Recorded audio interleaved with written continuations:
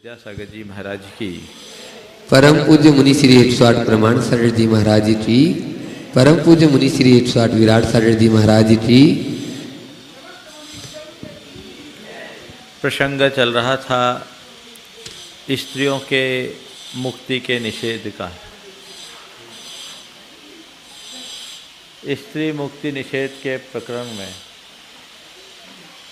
यहाँ कुछ गाथाएं पिछले दिनों हुई थी, आज आगे उसी को बढ़ाते 224-9। तम परिरूपम लिंगम तासिम जिनेहि निर्दिष्टम कुलरूपवो जुत्ता समनीयो तत्समाचारा। तम परिरूपम, इसलिए चूँकि स्त्रियों में मोक्ष नहीं है, इस कारण से तब परिरूपम, उनका जो प्रतिरूप है वो कैसा है? लिंग, वस्त्र आवरण सहित लिंग, सवस्त्र लिंग जो है वह तासीम जिनेहि निर्दिष्टम, उनके लिए जिनेन्द्र भगवान के द्वारा कहा गया है। इसलिए स्त्रियों के लिए स्त्रियों के अनुकूल लिंग जिनेन्द्र भगवान ने कहा है, जो कैसा है? कुल रूप ववो जुत्ता, जिसमें कुल, रूप और वय ये तीनों जुड़े होने चाहिए। कुल ऐसा जो लोक जुगुप्सा से रहित कुल हो, ऐसे कुल के किसी स्त्री पुरुष को दीक्षा देने का निषेध किया गया है जो लोक निंद कार्यों में लीन हो, अथवा उच्च कुल में जन्म लेने के उपरांत भी लोक में गर्हित हुआ हो, जिसकी लोक में प्रतिष्ठा खंडित हो, बदनाम सुदा हो। समझ गए? वो पंचम काल की बात नहीं है, वो अंजन बदनाम था, कुल बदनाम नहीं था। जिसके कुल की बात है, कुल की बात है, जिसका कुल बदनाम न हो, लोक गर्हित कुल। जैसे कई ऐसे परिवार खानदान होते हैं, कहीं कहीं देखने को मिलता है कि उसका रिकॉर्ड ही खराब, आज से नहीं 2-3 पीढ़ियों से, तो गड़बड़ हो जाता है। फिर इसमें बात बताया रूप, तो रूप के विषय में यहाँ बताया कि शरीर बाहर भीतर से निर्विकार हो, शारीरिक विकृतियों से युक्त नहीं होना चाहिए। रूप का तात्पर्य ये नहीं कि खूब रूपवान हो, लेकिन ऐसी शारीरिक विकृति जिसे देखकर हंसी के पात्र बन जाए, वो जिन दीक्षा के योग्य नहीं है। फिर वह आज नहीं, आज के युग में रूप रंग देख करके ही दीक्षा देना चाहिए, मुनि के लिए भी, आरिका के लिए, सबके लिए बताया। तो शारीरिक विकृतियां हैं, वो देखे बिना उसको अनदेखा करके अगर किसी को दीक्षित करते हैं तो मामला गड़बड़ हो जाता है। फिर है वह उम्र, परिपक्व उम्र में दीक्षा दें। आगम के अनुसार 8 वर्ष से कम में नहीं, और अति वृद्ध और अति बाल को दीक्षा नहीं देना। तो वैसे युक्त समनियो तत्समाचारा, वो श्रमणी होती है और उनके अनुरूप उनका आचार होता है। देखो इसकी टीका देख लेता हूँ, क्या खोला है इन्होंने। यस्मात् तद्भावे मोक्षो नास्ति, तद्भवे मोक्षो नास्ति, चूँकि स्त्रियों को उस भाव में मोक्ष नहीं है, तस्मात् कारणात् तम परिरूपम लिंगम तासिम जिनेहि निर्दिष्टम तत्प्रतिरूपम वस्त्र प्रावरण सहितम लिंगम चिन्हम लांछनम तासाम स्त्रीणाम जिनवरे सर्वज्ञ निर्दिष्टम करतम। इसलिए उनके प्रतिरूप वस्त्र आवरण सहित लिंग या लांछन चिन्ह को स्त्रियों का जिनेन्द्र भगवान ने कहा है। कुल रूप वो जुत्ता समनियो लोक जुगुप्सा रहितत्वेन जिन दीक्षा योग्यम कुलम भन्यते। लोक जुगुप्सा से रहित होने के कारण वही कुल जिन दीक्षा के योग्य कुल है जो लोक जुगुप्सा से रहित है। अंतरंग निर्विकार चित्त शुद्धि ज्ञापकम बहिरंग निर्विकारम रूपम भन्यते। रूप किसको? अंदर से निर्विकार है, यानी चित्त निर्मल है, और बहिरंग शरीर में कोई विकृति नहीं है, ये रूप में आ गया। शरीर भंग रहितम, वाह, शरीर में छिन्न भिन्न ना हो, हाथ पांव कटे नहीं हो, टेढ़े टापते ना हो, ये सब देख कर। अति बाल वृद्ध बुद्धि वैकल रहितम वयो भन्यते। वय का अर्थ क्या? अति बाल नहीं, अति वृद्ध नहीं, और पागल नहीं, दुर्बुद्धि नहीं, मंद बुद्धि नहीं। तय कुल रूप वयोभिर्युक्ता कुल रूप वयो युक्ता भवंती। ऐसे कुल रूप और वैसे युक्त हों, उनको कुल रूप वय युक्त कहते हैं। एक जगह एक व्यक्ति को क्षुल्लक दीक्षा दे दी गई, जिसको कुछ भी ज्ञान नहीं, भोला भंडारी। और वो क्या करता, जिस आचार्य ने दीक्षा दी उसके दरवाजे पे बैठकर चौकीदारी करता। अब क्या करेगा, वो दीक्षा के योग्य नहीं, दीक्षा दे दी। जिसे कुछ समझ में नहीं आए, कुछ याद ना हो, कुछ समझे नहीं, नमोकार मंत्र भी ढंग से न बोल सके, उस व्यक्ति को दीक्षा, ये बहुत उचित नहीं है। तो बुद्धि वैकल्य है, बुद्धि की विकलता जिसके पास है वो दीक्षा के योग्य नहीं है। अरे पंचम काल में पढ़ रहे हैं कि हम लोग चतुर्थ काल में पढ़ रहे हैं? पंचम काल में तो सब कुछ है, चतुर्थ काल में सब कुछ है, पंचम काल में है। लोक में आज आपको बहुत सारी चीजें मेंटेन करनी पड़ती है। देखो, राजपिंड ग्रहण करने का निषेध किया पंचम काल में कि राजा के यहाँ भोजन मत लो। क्यों निषेध किया पता है? तो राजपिंड ग्रहण करने का निषेध करने के पीछे एक कारण था कि एक समय जब शास्त्रार्थ होते थे और जैन अजैनों में संघर्ष होता था, तो उस समय कुछ गड़बड़ियाँ होने लगी और एक जो वर्ग था जो श्रमणों का विरोधी था, जिसका नेतृत्व 4 पीठों के अधिपति करते थे, उल्लेख नहीं कर रहा हूँ, उन्होंने अखाड़े बनाए। और अखाड़े बना करके क्या किए, अखाड़ा बना करके उन्होंने आपके जाकर के नागा साधु बनाया। मैंने एक लेख पढ़ा था 1979 में जब इलाहाबाद का कुंभ था, बहुत ध्यान से सुनना इसको। हम लोग जबलपुर में थे 89 में, तो नई दुनिया इंदौर में एक अग्रलेख छपा था संपादकीय वाले पन्ने में, नग्न साधुओं को अब वस्त्र स्वीकार कर लेना चाहिए। मैंने पढ़ा, हम बोले क्या मामला है? तो उसमें एक टिप्पणी की कि दिगंबर जैन साधुओं की नग्नता के साथ उनकी चर्या का तो फिर भी कुछ संबंध दिखाई पड़ता है, पर इन नागा साधुओं के नग्न होने का तो कोई औचित्य ही समझ में नहीं आता। फिर उसके साथ उन्होंने अपने कुछ प्रसंग बताए नागा साधुओं से मिलने के, क्या क्या है वो करे। और एक जो महत्वपूर्ण टिप्पणी जिसको मैं आज कोट करना चाह रहा हूँ, वो उसमें लिखा कि वस्तुतः ये जो नग्न नागा साधु हैं, साधु नहीं, श्रमणों को खदेड़ने के लिए शंकराचार्य के द्वारा तैयार की गई सेना थी, इसलिए इनको अखाड़ा बोलते हैं, अस्त्र शस्त्र सहित। तो संघर्ष होता था। तो जब शास्त्रार्थ में नहीं जीत पाए, तो शास्त्रार्थ में न जीत पाने की स्थिति में राजा के रणवास में नग्न साधुओं को भेज करके अनाचार करा दिया। और उस साधु ने अनाचार किया तो क्या हुआ, राजा कुपित हो गया और एक साथ 700 मुनियों को सूली पर चढ़ाया। ये नग्न साधु ऐसे होते हैं। तो फिर हमारे आचार्यों ने एक व्यवस्था दी, भैया राजपिंड ग्रहण ही नहीं करो, राजा के यहाँ जाओ ही नहीं। समझ गए? नहीं तो पुराणों में तो चक्रवर्ती जब महाराज को पड़गाए बिना आहार नहीं करता, तो महाराज राजपिंड ग्रहण करेंगे तब न होगा। सब तीर्थंकरों का आहार राजा महाराजाओं के यहाँ हुआ, वो चतुर्थ काल में। पंचम काल में ऐसी व्यवस्था नहीं। समझ गए? पंचम काल वो 700 अलग है अभी। अरे आप कांची कामकोटी गए हो कभी? कर्नाटक केरला के दर्शन किए हो आप लोग? करके आए कांची में। और तमिलनाडु में एक साथ 7000 मुनियों को सूली पर चढ़ाया गया है। आप लोग 2 किताबें पढ़ो, दक्षिण भारत में जैन धर्म, पंडित कैलाश चंद्र सिद्धांत शास्त्री का, भारतीय ज्ञानपीठ से प्रकाशित है। शायद मेरे पास हो, यहाँ पढ़ना चाहो तो पढ़ लेना। और दूसरा तमिलनाडु का जैन इतिहास। ये 2 कृतियाँ बड़ी महत्वपूर्ण कृतियाँ हैं। इसमें इतना ज़्यादा संत्रास दिया गया है जैनियों को, जब मैंने पढ़ा था तो मेरे आंखें भर आई थी। बहुत रक्त रंजित इतिहास है। आज हम लोग बहुत अच्छे काल में जी रहे हैं, जहाँ धार्मिक सहिष्णुता है, आपस में इस तरह का वर्ग संघर्ष नहीं। समझ गए? चलिए, का श्रमण्यार्जिका पुनरपि किम विशिष्टा तत्समाचारा तासाम स्त्रीणाम योग्य तद योग्य आचार शास्त्र विहित समाचार आचार आचरणम यासाम तत्समाचारा।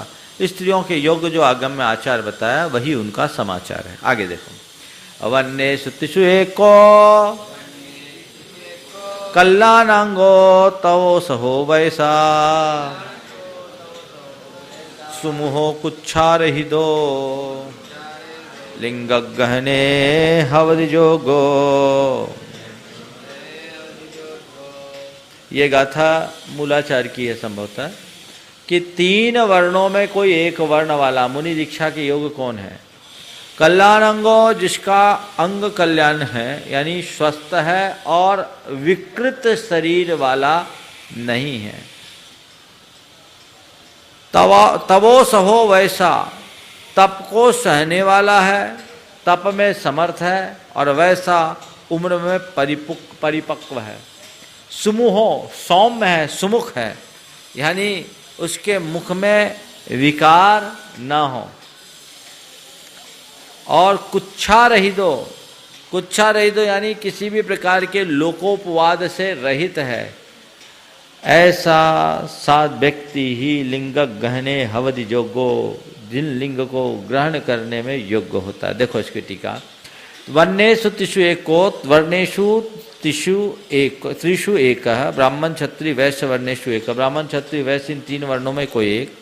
कल्याणांगो, कल्याण अंग आरोग्य, तवो सहो वैसा तपः सह तपः क्षमा, केन अति वृद्ध बाल रहित वैसा, न अति वृद्ध हो न अति बाल हो, इन सब से रहित वय वाला हो, तप को सहने वाला हो, कल्याण अंग वाला हो, स्वस्थ हो यानी घातक रोगों से युक्त ना हो, ग्रसित ना हो पहले से, तथा इसका अर्थ एक और लेना है जो यहाँ नहीं दिया, विकृतांग न हो। फिर सुमुहो, निर्विकार अभ्यंतर परम चैतन्य परिणति विशुद्धि ज्ञापकम गमकम बहिरंग निर्विकारम मुखम यस्य मुख अवयव भंग रहितम वा स भवति, खुबड़ा उबड़ा ना हो, उसके मुख ठीक हो, प्रशस्त हो। कहते वक्तम भक्ति ही मानसम, हृदय की विशुद्धि को मुख बताता है, तो जो हृदय की विशुद्धि को ज्ञापित करने वाला मुख हो वह प्रशस्त हो, समझ गए, ठीक ठाक हो। और कुच्छा रहित हो, लोक मध्य दुराचार आदि अपवाद रहित, लोक में दुराचार आदि के अपवाद से रहित हो। लिंग गहने हवद योग्यो एवं गुण विशिष्ट पुरुष हो, जिन दीक्षा ग्रहण योग्य भवती। इस प्रकार के गुणों से विशिष्ट व्यक्ति ही जिन दीक्षा को ग्रहण करने की योग्य होता है। यथा योग्यम सत्शूद्राद्यपि, और साथ में ये बताया सत्शूद्र आदि भी यथा योग व्रत की दीक्षा ले सकते हैं। सत्शूद्र के लिए क्षुल्लक दीक्षा तक का तो स्पष्ट विधान है ही। जोरैन तैनासो सो भंगो जिनवरे निदिष्ठो शेषम भंगेन पुनो न हो दिसंलेहना अरिहो। जो रैनत्य नाशो सो भंगो, जो रत्नत्रय का विनाश है उसी का नाम भंग है, उसी का नाम व्रत भंग है। ऐसा जिनवरे ही निर्दिष्टो, ऐसा जिनेन्द्र भगवान ने कहा है। शेषम भंगे न पुनो न हो दी सल्लेह न आर्यो, अरे कह रहे हैं रत्नत्रय का विनाश ही व्रत भंग है, और शेषम भंगे न अर्थात शरीर के भंग होने पर सल्लेखना आर्यो न भवती, साधु समाधि मरण के योग्य नहीं होता। शरीर ही भंग हो गया तो समाधि क्या करेगा? आगे देखो बता रहा हूं। यो रत्नत्रय नाश स भंगो जिनवरे निर्दिष्ट, जो रत्नत्रय का नाश है वही भंग है। और विशुद्ध ज्ञान दर्शन स्वभाव निज परमात्म तत्व सम्यक श्रद्धान ज्ञान अनुष्ठान रूपो यो अशो निश्चय रत्नत्रय स्वभाव तस्य विनाश सैव निश्चयेन नाशो भंगो जिनवरे निर्दिष्ट। जो विशिष्ट ज्ञान दर्शन स्वभाव निज परमात्म तत्व के सम्यक श्रद्धान ज्ञान अनुष्ठान रूप निश्चय रत्नत्रय रूप स्वभाव है, उसका विनाश ही निश्चय से नाश है, ऐसा जिनेन्द्र भगवान ने कहा। शेषम भंगेन पुनः, शेष भंगेन पुनः, शेष खंड मुंड वात विश्रान आदि भंगेन, शेष जो मुख है और आदि का भंग होने से न होती संलेखना अर्यो, न भवती संलेखना अर्हय, लोक दुगुंछा भयन निर्गुंथ रूप योग्यो न भवती। दीक्षा ही नहीं लेगा तो संलेखना क्या लेगा? तो बात अलग है। अंग भंग वाले का संलेखना इस तरीके से नहीं कराना चाहिए, निषेध ही है।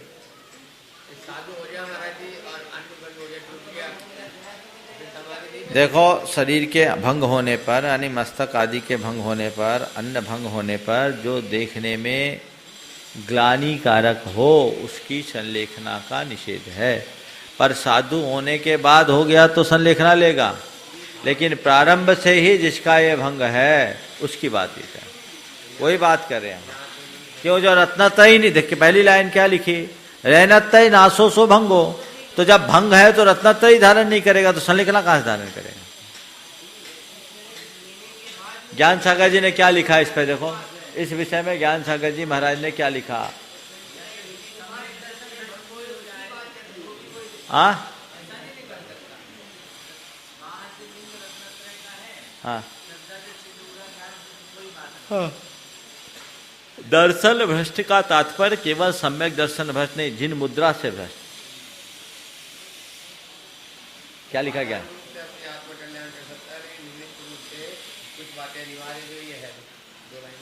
हाँ ठीक है, बहिरंग ये जरूरी है, ये इसको बिल्कुल ठीक लिखा। किसी संलेखना आप दे रहे हैं वो छपक है, सारे लोक में ख्यात है, तो पूर्वा पर विचार करके ही देना चाहिए। देखिए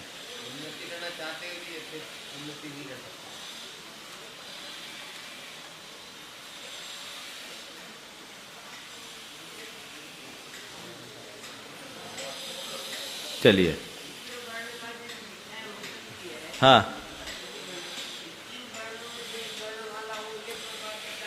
सत शुद्र आदि को क्षुल्लक दीक्षा तक का विधान, क्षुल्लक दीक्षा तक का विधान, और अपवाद स्वरूप कुछ को दिया जा सकता है।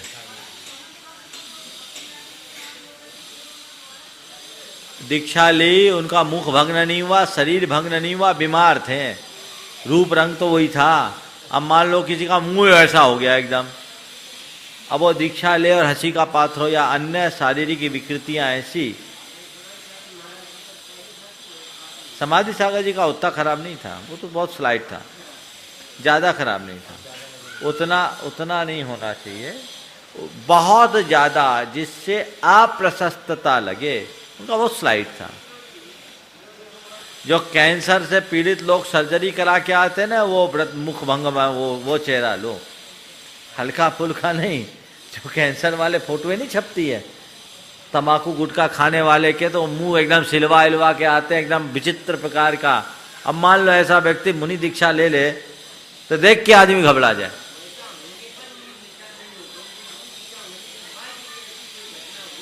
तो बोल दिया ना, चलो ओ अरणम जिनमज्ञ, ये अपनी गाथा नहीं, इनने टीका में लिखी है, चलो पढ़ लेता हूं। श्वेतांबर सप्ततिका नाम का छठा कर्म ग्रंथ, जिसकी गाथा 47 की टीका में निम्न गाथा आई है, जिसमें स्त्री को 14वां पूर्व पढ़ने का निषेध है। तुच्छा गारव वहला चलिंदिया दुब्बला अधीये ये अवशेषज्ञेना भूऔडानोच्छिनम। यह श्वेतांबर ग्रंथों के कोट की है हिंदीकार ने कि भूतवाद अर्थात दृष्टिवाद नाम का वारवांग स्त्री को नहीं पढ़ना चाहिए, क्योंकि स्त्री जाति स्वभाव से तुच्छ होती है, गर्व अधिक करती है, विद्या झेल नहीं सकती, इंद्रियों की चंचलता स्त्रियों में विशेष होती है, स्त्री की बुद्धि दुर्बल होती है। बहुत सारी बातें स्त्री मुक्ति को छोड़कर जो दिगंबरों में स्त्रियों के लिए निषेध किया, प्राय सब उनके यहाँ भी निषिद्ध है, तो पोल तो खुलती है ना। अरहंत चक्की के सौ बल संभिन्ने चारणे पुब्बा गणहर पुलाया रगम च नहु भवी महिलानम। करे अरहंत चक्री नारायण बलदेव संभिन्न श्रोता विद्याचारणादि पूर्व का ज्ञान गंधर पुलाकपना आहारक शरीर, ये 10 लब्धियां भव्य स्त्री के नहीं होती। तो अरहंत नहीं होती तो केवल ज्ञान कैसे हो गया? आहारक नहीं होता, चक्रवर्ती नहीं होते, नारायण नहीं होते, बलदेव नहीं होते, ये सब उनके यहाँ भी है। और श्वेतांबर प्रवचन सारोद्धार प्रकरण रत्नाकर चौथे भाग का 67 नामक चतुर्थ कर्म ग्रंथ पृष्ठ 398 चौथे गुणस्थान में स्त्री वेद के उदय होते हुए औदारिक मिश्र, वैकरिक मिश्र, कार्बन ये 3 योग प्राय नहीं होते, अर्थात सम्यक दृष्टि स्त्री पर्याय में नहीं उपजता। उनके कर्म ग्रंथ में भी माना है, समझ गए। इस प्रकार स्त्री निर्वाण का निराकरण के व्याख्यान की मुख्यता से 11 गाथाओं द्वारा तीसरा स्थल पूरा हुआ। अब देखिए अपवाद। ओयर्णम जिनमज्ञे लिंगम जह जादरो अमिधि भनिदम गुरुवैनम पिय विनियो सुत्तज्जैनम च निदिष्ठा।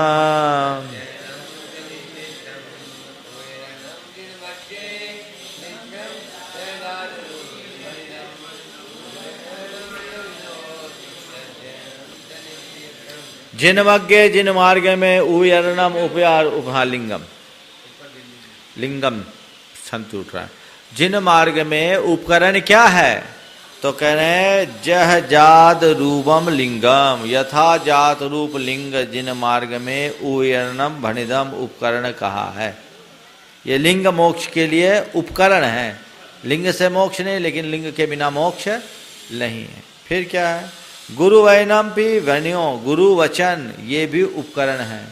विनयो जो विनय है वह भी, और सुत्तज्जैनम च, और सूत्र का अध्ययन यानी शास्त्र का अध्ययन भी उपकरण कहा गया है। तो क्या हुआ? ये लिंग, गुरु वचन, विनय और सूत्र अध्ययन ये मोक्ष मार्ग में उपकरण है। इनका ये पिछी कमंडल तो बहुत दूर का उपकरण है।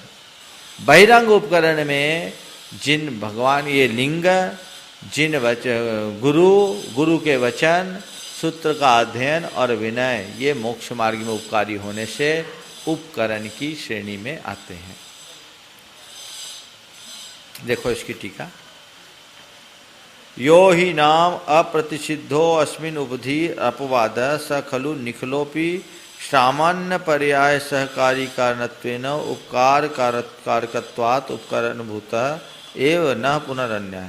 कह रहे हैं जो अप्रतिषिद्ध यानी जिसका निषेध नहीं किया गया है, उस उपधि रूप जो अपवाद है वह भी निखलोपि, वह सब भी सामान्य पर्याय की सहकारी कारण होने से उपकार करने वाला है, इसलिए उसको उपकरण भूत कहा है। अन्य को नहीं, यानी जो हमारी श्रमण पर्याय में सहायक हो वही उपकरण है, बाकी उपकरण नहीं है।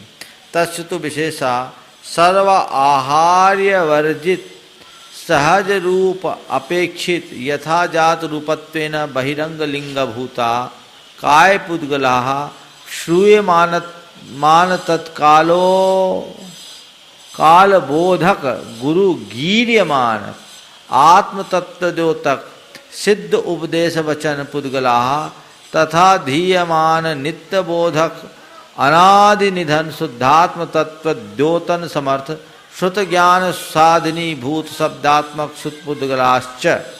ये पुद्गल हमारे लिए हैं। कौन कौन से?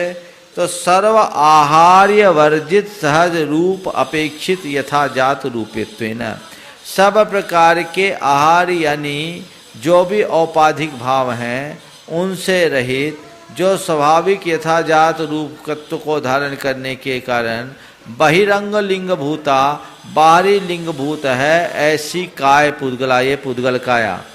फिर सामान्य श्रूयमान तत्काल बोधक, सुने जा रहे, उस समय उपदेश दिए जा रहे गुरु के मुख से उच्चारित आत्म तत्व का उद्द्योत करने वाले सिद्ध उपदेश के वचन रूप पुद्गल यानी गुरु के वचन, और तथा अधीयमान नित्य बोधक अध्ययन किए जा रहे नित्य आत्मा को बोध देने वाले अनादि निधन शुद्धात्म तत्व को प्रकाशित करने में समर्थ श्रुत ज्ञान के साधनी भूत जो जिन वचन है सूत्र के अध्ययन रूप शब्दात्मक पुद्गल वे, और शुद्धात्म तत्व व्यंजक दर्शनादि पर्याय तत्परणत पुरुष विनीतताभिप्राय प्रवर्तक चित्त पुद्गलाश्च भवन्ति, और शुद्धात्म तत्व को प्रकट करने वाले दर्शन आदि पर्याय यानी सम्यक दर्शन आदि पर्याय दर्शन आदि दर्शन ज्ञान चारित्र तप तथा उनको धारण करने वाले पुरुषों के प्रति विनीतता के अभिप्राय को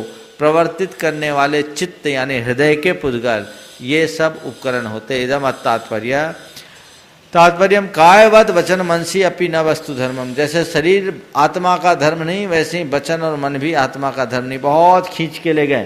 कहाँ ले गए? सब अमृत चंद जी हैं। इसकी हिंदी जटिल है, संस्कृत क्या कहें। जैसे नाचा है देखो। इदम भनिदम कथितम किम उविरणम उपकरणम क्व जिनोक्त मोक्ष मार्गे किम उपकरणम लिंगम शरीर आकार पुद्गल पिंड रूपम द्रव्यलिंगम। इस मोक्ष मार्ग में जिनेन्द्र भगवान के द्वारा प्रतिपादित मोक्ष मार्ग में उपकरण कहा। एक तो शरीर के आकार रूप पुद्गल परिणतीय पुद्गल यानी ये द्रव्यलिंग। किम विशिष्टम जदा जात रूपम यथा जात रूपम यथा जात शब्देन अत्र व्यवहारेण संग परित्याग युक्तम नग्न रूपम निश्चयेन अभ्यंतरेण शुद्ध बुद्ध एक स्वभाव परमात्मा स्वरूपम। तो यथाजात रूप जैसे जन्म लिए वैसा। और गुरु वैनम च प्रिय गुरु वचनम अपि निर्विकार परम चित ज्योति स्वरूप। कोई खास बात नहीं, चले आगे। कुल मिलाकर क्या उपकरण बताए? यथाजात रूप, गुरु वचन, सूत्रों का अध्ययन और विनीतता, ये चार मोक्ष मार्ग में उपकरण हैं। इनको अपनाओ तो उपकारी हो गए। ई लोग निरावेखो, ई लोग निरावेखो अपटिबद्धो परम मिलोयम्हि जुत्ताहार विहारो रहित कसावो हवे शमनो।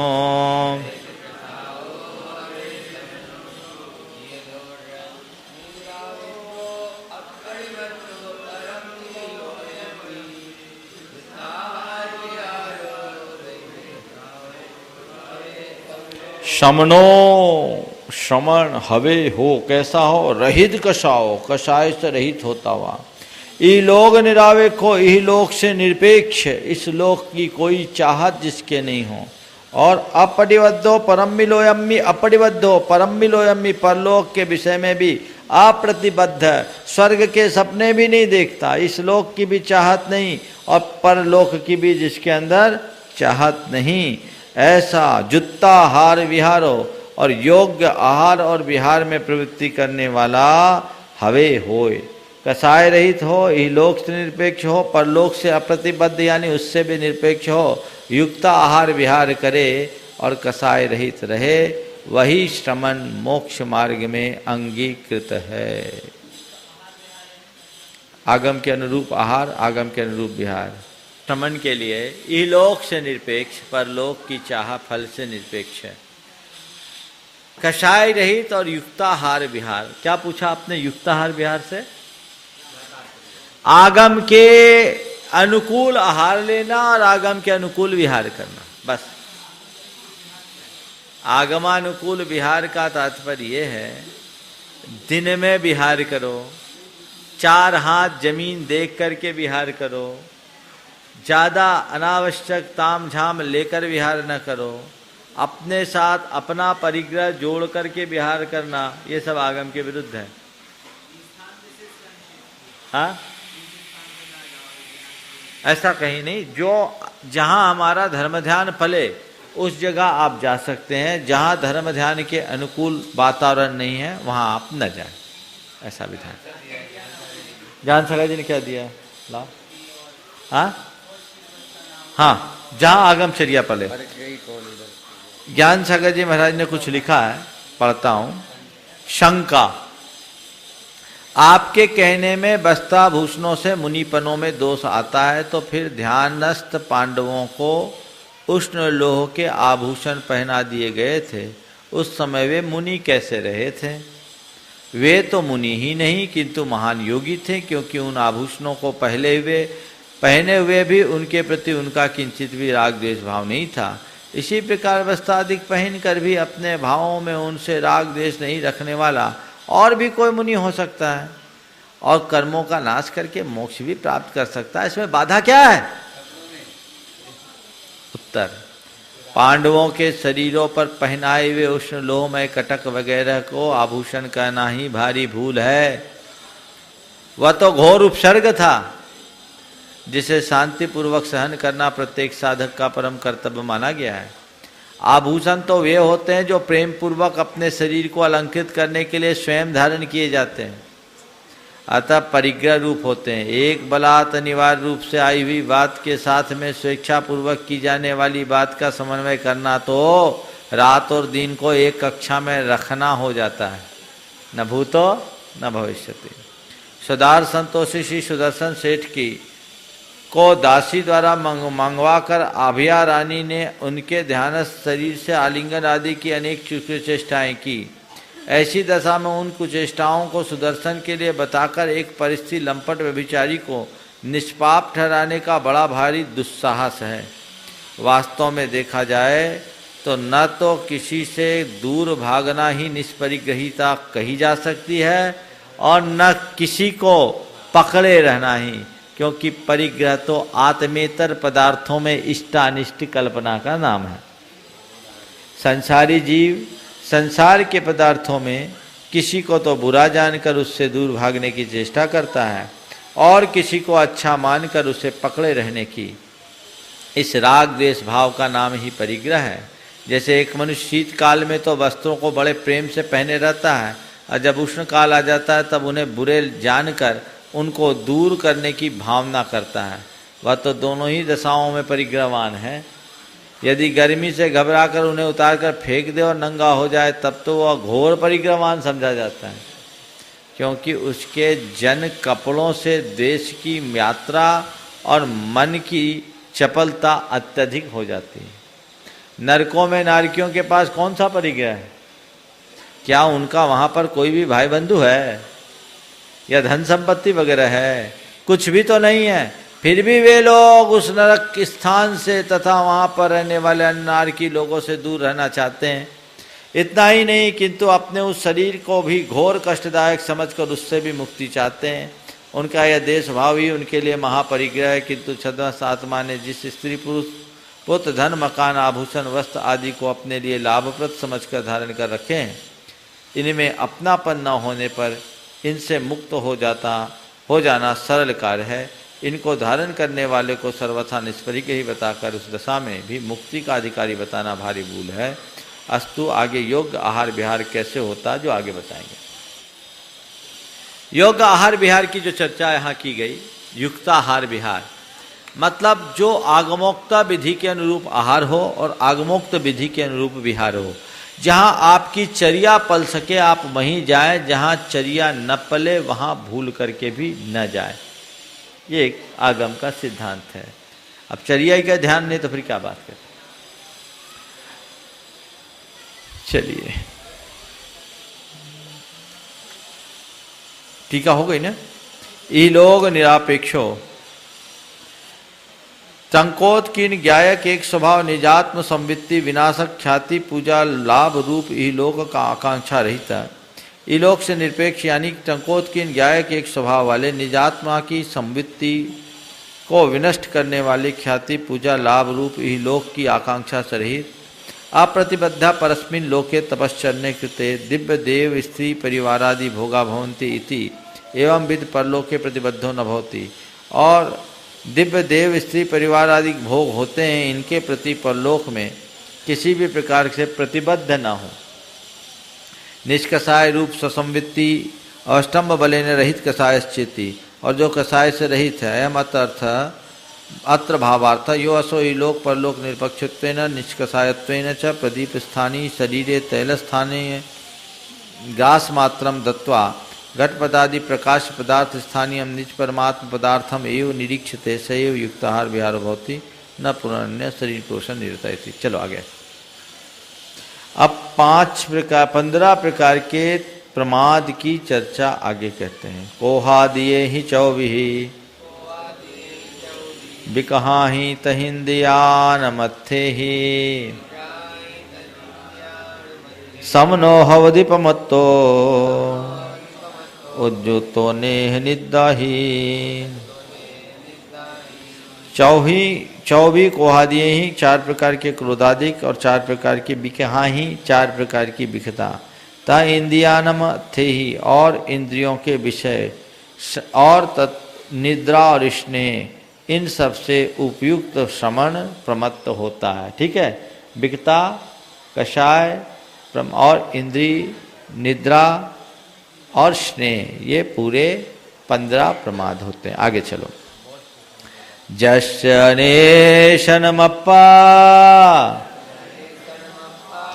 तंपितवो तपडिच्चगा शमना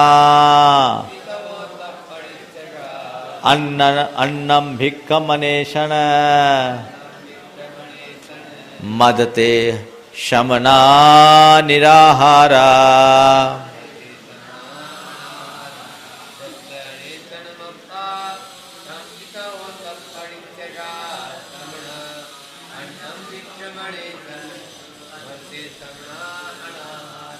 श्रमण मुनि आहार करते हुए भी आहार रहित है।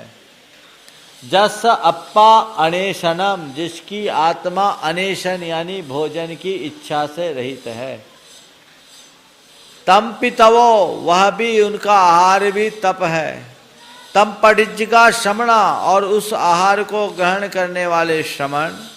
भिक्खम अन्नम अनेशनम, भोजन आहार को बिना इच्छा के लेते हैं। अदते समना अनाहारा, इसलिए वो श्रमण निराहार है। वो उदाहरण आप बार बार एक उदाहरण नहीं देंगे, फिर दे दिया एक दिन। तुम नहीं थे उस दिन, बाबा जी ने दिलवा दिया।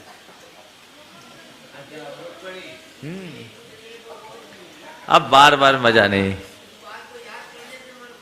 हाँ, जस मनेशन मप्पा तम पितवो तम पडिज्जिका शमना अन्नम भिक्ख मनेशन मधते शमना निराहारा। तो वो लेते हुए भी नहीं लेने जैसा। क्या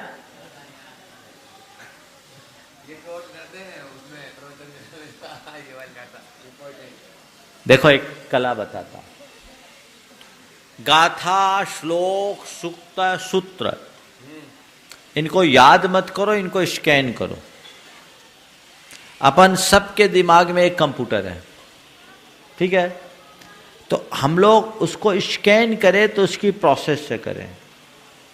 हम क्या करते हैं, कोई भी विषय को जब पढ़ते हैं और जिस चीज को हमें अपने बुद्धि में अवधारित करना होता है तो उसके अर्थ को दिमाग में फिट कर लेते हैं और ये देखते हैं कि इसमें मूल शब्द कौन से हैं। भाव मुझे हृदयंगम है, शब्द भी हमने देख लिया तो वो हमारे बुद्धि में अवधारित हो जाता है, हमारी हार्ड डिस्क में फीड हो गया। अब बस फीड हो गया तो केवल फीड करने से काम नहीं, समय पर खोल के निकाल दो। कई लोग होते हैं कंप्यूटर में मटेरियल तो खूब भरा है पर फाइल ही नहीं खुल रही है, तो ये मेंटल फाइलिंग होती है, समझ गए? ये एक प्रतिभा, प्रत्युत्पन्नत्व जिसको बोलते हैं ना, अवसर पर आप जो चाहें वो आपके भीतर से निकल जाए। भरा अनंत है सबके पास, लेकिन किसी किसी की हार्ड डिस्क में वायरस लग जाता है, किसी की फाइलें उलझी भी रहती है, तो ठीक नहीं। तो ये एक तरीका है। जैसे मैं ये जो बोल रहे गाथा याद है, मैं क्या करता हूँ, एक तो कुंदकुंद आचार्य की गाथाएं मुझे बड़ी प्रिय लगती है, तो जब पढ़ता हूँ तो एक दो बार में दोहरा करके उसको दिमाग में फीड कर लेता हूँ तो याद हो जाती है। और फिर कभी कभी गाथाओं का भाव याद रहता है, गाथा भूल भी जाऊं तो गाथा बना लेता। जब बोलता हूं, कहीं कोट करता हूं, तो कई गाथाएं ऐसी होती हैं जिनके एक आध चरण इधर से उधर हो जाते हैं, तो भाव मेरे पास है तो उस गाथा की पाद पूर्ति करके आगे निकल जाते हैं, रुकती नहीं है गाड़ी। मूल तो भाव से प्रयोजन है। तो इसी तरीके से दोहराओ, जस मनेशनमप्पा तम पितवो तम पडिज्जिगा शमना अन्नम भिक्ख मनेशन मदते समना अनाहारा। बहुत जबरदस्त कहानी थी वो। चलो,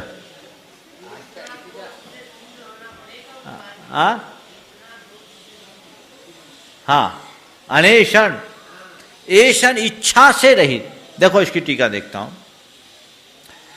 यस्य मुने संबंधी अपात्मा किम विशिष्ट अनेशनम स्वकीय शुद्धात्म तत्व भावनोत्पन्न सुखामृत आहारेण तृप्तत्वात् न विद्यते एशनम आहार आकांक्षा यस स भवति अनेशन। अनेशन कौन है?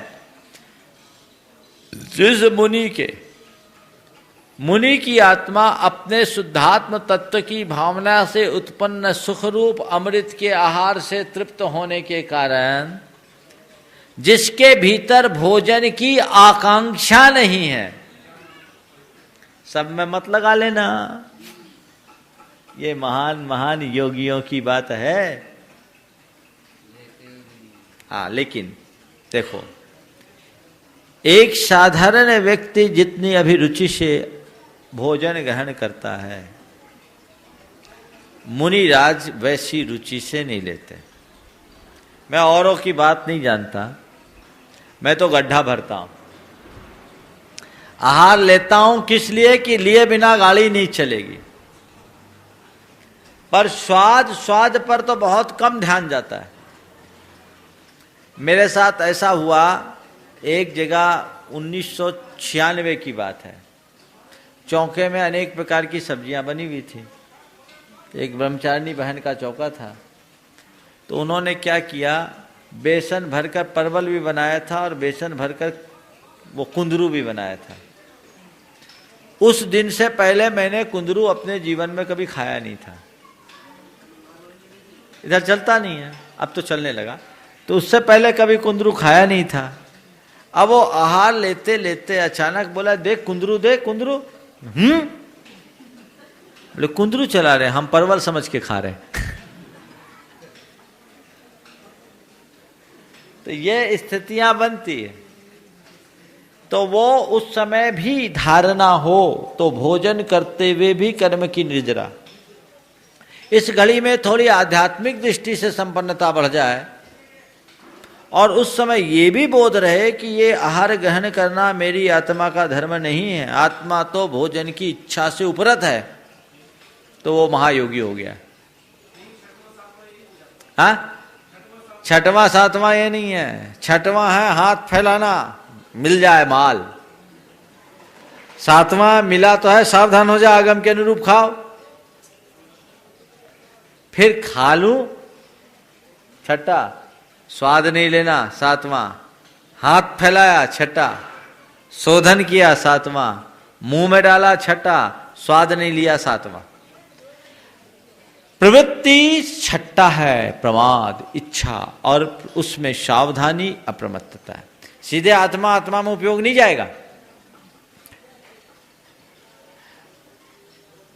फिर क्या है, पन्ना पलट गया, 3-4 पन्ना पलट गया। तंपितवो तस्य तदेव निश्चयेन निराहार आत्म भावना रूप उपवास लक्षणम तप है, और वही वास्तविक तप है। निश्चय से निराहार आत्मा के भावना रूप उपवास है लक्षण, जिसका उसका नाम तप है। देखो, भोजन छोड़ना उपवास नहीं, भोजन की इच्छा ना होना ही वास्तविक उपवास है। उपवास आत्मा के नजदीक वास हो जाना। तम पड़िचिका समना क्या, हाँ हाँ हाँ हाँ हाँ हाँ बिल्कुल, वो बोलेगा ही नहीं, उसको बोलने की भी इच्छा नहीं होगी ना। मजा तो ये है। देखो, जब समय सार पढ़ा रहे थे आचार्य महाराज थुबोन जी की बात, तो बड़ी कर्ता कर्म अधिकार की बड़ी गूढ़ बातें चल रही थी। तो एक प्रश्न उठा कि कोई मुनिराज सामायिक कर रहे हो और उस घड़ी बच्चा कोई छत से गिर रहा हो, तो महाराज जी क्या करें? सामायिक छोड़कर उस बच्चे को नमोकार सुनाए, उसे बचाने की चेष्टा करें या अपनी सामायिक करें? क्या प्रश्न है? मुनि महाराज सामायिक में लीन है, ध्यान में लीन है, शुद्धोपयोग में लीन है, और उस समय देख रहे सामने छत से बच्चा गिर रहा है और गिर गया, उसकी स्थिति गंभीर है। उस समय वो क्या करे? अपनी सामायिक छोड़ करके उसको नमोकार सुनाए या अपनी सामायिक करे? आप क्या जवाब दोगे? हाँ, सामायिक करे। और देखो गुरुदेव ने क्या उत्तर दिया, सुनो गुरुदेव ने क्या उत्तर दिया कि यदि मुनि महाराज सामायिक में है तो उनको पता ही नहीं कि बच्चा गिरा।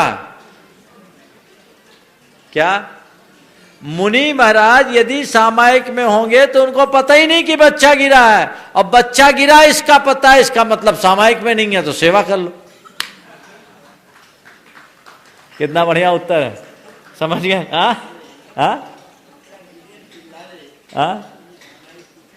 देखो जो डूबा होगा ना, सुनो बाबा,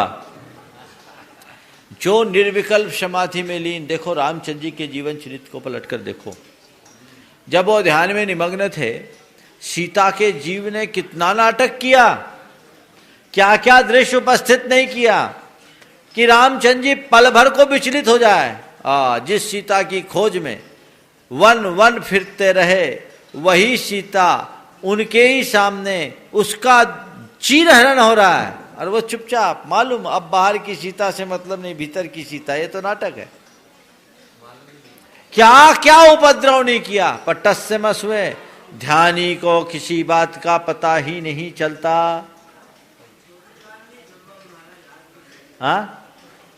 आज भी संभव है।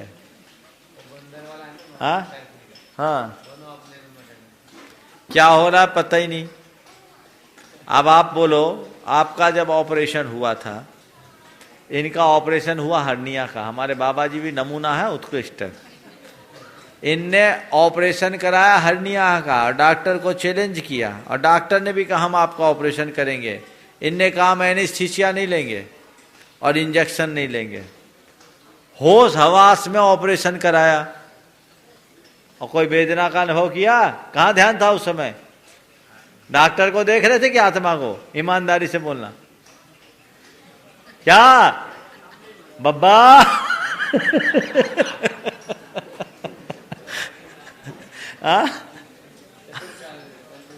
ये कौन से काल की बात थी? कौन सा सन था?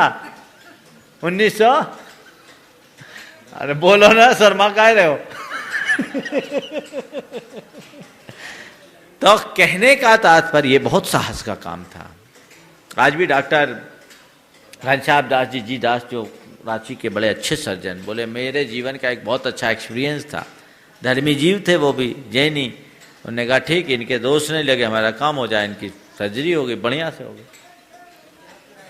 हाँ, क्या त्याग कराया था? हाँ, मरने देना। वहां भी जगह नहीं है आपके लिए, अभी क्या करेंगे? चलो सब लोगों के लिए सब जगह जगह नहीं मिलती है ना। तो क्या हुआ, ये उपयोग की धारा को मोड़ करके आप हर बात से विमुख हो सकते हो। आप छोड़ो, ध्यान तो दूर है। कोई व्यक्ति अपने किसी प्रिय के चिंतन में खोया हो और उसके बगल से कोई गुजर जाए, पता लगता है क्या? कोई कितनी बातें कर ले, पता लगता है क्या? कोई घटना घट जाए, पता लगता है क्या? अरे जब प्रिय के ध्यान में लीन होने वाले को अगल बगल का पता नहीं लगता, तो प्रभु के ध्यान में लीन होने वाले को कैसे पता लगेगा? लीन तो हो, लीन हो। चलो चलिए आगे। तम पटित जिगा समना तत्प्रत्येश का शमना तन निश्चय उपवास लक्षणम तप प्रतिच्छन्ति तत्प्रत्येश का शमना। उसके इस प्रकार की प्रवृत्ति रखने वाले शमन उस निश्चय तप को प्राप्त करते, निश्चय उपवास लक्षण वाले तप को प्राप्त करते। पुनरपि किम येषा अन्नम निज परमात्म तत्वात् अन्नद भिन्नम हेयम किम अनेशनम अन्नस्य आहारस्य ऐसनम वांछा अनिशनम। अन्नम भिक्खम अनेशन, ये भिक्षण, ये भोजन मेरी आत्मा से भिन्न है, ऐसा बोध होता है, इसलिए वह अनेशन है। कथम भूतम भिक्षम भिक्षायाम भवम भैक्षम, जो भिक्षा में हमें आहार मिल रहा है वो अथ अहो ते शमना अनारा ते अनसनादि गुण विशिष्टा शमना आहार गहने पी अनाहारा भवंती। इसलिए अनशन आदि गुण से विशिष्ट वे श्रमण आहार को ग्रहण करते हुए भी निराहारी होते हैं। तथैव च निक्रियः परमात्मानं ये भावयन्ति पंच समिति सहिता विहरन्ति च ते विहारेपि विहारा भवन्ति इत्यर्थ। इसी प्रकार जो क्रिया रहित अपनी परमात्मा की भावना भाते हैं वो 5 समितियों के साथ विहार भी करते हैं, तो विहार करने पर भी विहार रहित होते हैं। ये तात्पर्यार्थ है। क्लियर हो गया? इतना ही रखें। वो उदाहरण 2 मिनट में सुना देता हूं। हाँ, कुछ दिन पहले इस गाथा का ऐसा है, घटना को घटना की तरह लेना, इसका कथ्य बहुत गहरा है। रुक्मणी को मालूम पड़ा कि यमुना के उस पार एक मुनिराज 4 माह से निराहार है, उनको आहार कराया जाए। श्री कृष्ण से कहा, श्री कृष्ण ने कहा जाओ आहार कराओ। बोले नदी में पानी का पूरा उस पार कैसे जाए? महाराज निराहार, आपको व्यवस्था करो कि हम उस पार जाएं। श्री कृष्ण ने कहा जाओ, अगर वो महाराज निराहार है तो नदी रास्ता देगी। बोले कैसे देगी? बोले नदी के किनारे जाना और कहना कि उस पार के महाराज यदि निराहार हैं तो हमें रास्ता दो। रुक्मणी ने श्री कृष्ण के निर्देश का पालन किया और उस पार के लिए बढ़ गई। जब बढ़ी, नदी के किनारे आई, नदी से कहा कि यदि उस पार रहने वाले मुनिराज 4 माह से निराहार हैं तो हमें रास्ता दे दो। नदी 2 भागों में विभक्त हो गई, बीच का प्रवाह थम गया और वो पांव पैदल चलकर इस पार से उस पार अपनी सारी सखियों के साथ पहुंच गई। उधर गई, चौका लगाया, महाराज को आहार कराया। अब आहार तो करा दिया, लौटना है, फिर नदी का पूर। अब कैसे लौटे? कैसे लौटे? श्री कृष्ण ने जाने का फार्मूला तो लिया था, आने का फार्मूला कैसे ले?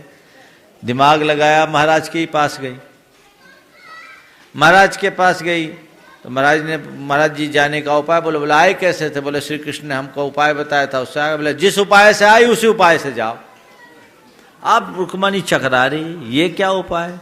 वो तो कह रहे थे निराहार हो तो अब आहार लिया, अब नदी जगह कैसे देगी? पर जब महाराज ने कहा, महाराज तो ध्यान में मगन हो गए। अब महाराज से न कुछ सवाल न उत्तर। अब क्या की? रुक्मणी ने कहा चलो, महाराज ने कहा मुनियों के वचन झूठे नहीं होते, आजमाओ। और फिर कहा अगर ये महाराज 4 महीने से निराहार हो तो हमें रास्ता दे दो। फिर नदी वैसी ही बढ़ गई, रास्ता मिल गया। आ तो गई पर दिमाग में एक कीड़ा काटने लगा। ये मामला समझ में नहीं आया। 4 महीना से पहले निराहार थे, लेकिन अभी अभी हमने आहार कराया, पूरा प्रमाण अपने हाथ से आहार कराया, फिर महाराज निराहार कैसे? अब क्या करें? महाराज तो ध्यान में इस पार आगे लौटने की गुंजाइश नहीं, सीधे आकर श्री कृष्ण से पूछा कि महाराज वे महाराज निराहार कैसे? तो महाराज ने, श्री कृष्ण ने मुस्कुराते हुए कहा तुम उन मुनिराज को नहीं पहचानती, वे बड़े पहुंचे हुए योगी हैं, वे आहार करते हुए भी निराहार है। वो अनशन नहीं करते, अनेशन कहते हैं। जस मनेशनम अप्पा तम पितवो तम पटिजिगा समना अन्नम भिक्ख मनेशन मदते समना अनाहारा। क्लियर हो गया?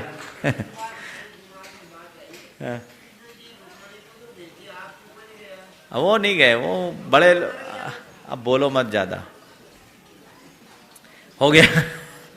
इस प्रकार आज का प्रकरण पूर्ण हुआ।